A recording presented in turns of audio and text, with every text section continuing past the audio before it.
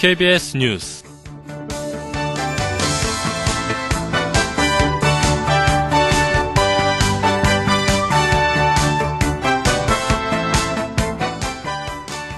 한미연합군사령부와 합동참모본부가 북한의 무인기 도발에 대한 대응 방안을 검토 중인 것으로 알려졌습니다. 시중은행에서 유출된 개인정보가 보이스피싱에 악용된 사실이 처음 확인됐습니다. 국회는 정치권을 중심으로 진행된 근로시간 단축 논의가 주 52시간으로 잡히고 있다고 전했습니다. 이상 오늘의 주요 뉴스입니다.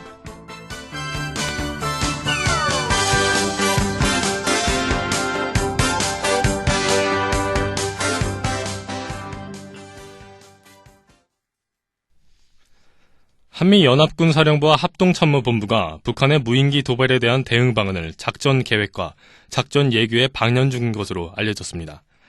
군의 한 소식통은 9일 한미연합사와 합참의 작전 계획과 작전 예규에 있는 북한의 도발 유형 중 무인기를 이용한 도발 대비책은 반영되어 있지 않다면서 이번에 북한의 무인기 위협이 현실화된 만큼 무인기 도발 가능성과 이에 대한 대비책을 검토 중이라고 밝혔습니다. 연합사는 지상과 해상, 공중에서 발생할 수 있는 북한의 도발 유형을 20여 개로 분류해 대비책을 세워둔 것으로 전해졌습니다. 소식통은 한미연합사에서 지난 수년간 북한의 무인기 도발 가능성에 대한 토의나 협의는 한 차례도 없었다면서 이제야 북한의 무인기가 실제적인 위협이라고 인식하고 대비책을 강구 중이라고 말했습니다. 시중은행에서 유출된 개인정보가 보이스피싱에 악용된 사실이 처음 확인됐습니다. 특히 이번 사건은 지난해 말 은행권에서 대량 빠져나간 개인정보 고객의 2차 피해라는 점에서 유사 사례가 잇따를 것으로 보여 주의가 요망됩니다. 서울 강북경찰서는 개인정보를 이용 저금리 대출로 전환해주겠다고 속여 수천만 원을 가로챈 혐의로 보이스피싱을 한 국내 조직 충책 이모 씨 등 4명을 구속했다고 9일 밝혔습니다.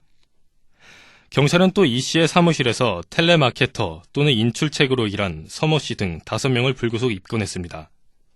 경찰에 따르면 이 씨는 지난달 18일부터 2주간 불법 수집한 개인 금융정보 피해자 10명으로부터 대출 상환 예치금 명목으로 3,700여만 원을 가로챈 혐의를 받고 있습니다. 경찰은 금융기관에서 세워나간 개인정보를 악용한 범죄가 확인된 만큼 정확한 개인정보 유통 경로를 추적하는 한편 비슷한 사례가 더 많을 것으로 보고 수사를 확대할 방침입니다. 정치권을 중심으로 진행된 근로시간 단축 논의가 막바지에 이르면서 주 52시간 근로도입 쪽으로 논의의 가닥이 잡히고 있습니다. 국회의 환경노동위원회 산하 노사정, 사회적 논의 촉진을 위한 소비위원회는 7일 제3차 대표자 회의를 열고 근로시간 단축 및 통상임금에 대한 논의 내용을 최종 점검한 데 이어 9에서 10일 릴레이 공청회를 진행합니다. 노사정 소위에서 근로시간 단축과 관련해 협상안이 마련되고 입법 절차가 진행되면 노동계와 산업계는 2004년 7월 주 5일제 근무제 시행 이후 10년 만에 대변화를 맞게 됩니다. 정부는 단계별 시행을 통해 충격을 줄이는 한편 시간 선택제, 일자리 확대 등 노동시장을 다양화하고 생산성을 높일 방안을 도입하는 등 보완책을 마련하고 있다고 전했습니다. 끝으로 내일의 날씨입니다. 전국에 구름이 가끔 많겠습니다. 최고 기온은 20도, 최저 기온은 8도, 강수확률은 20%입니다.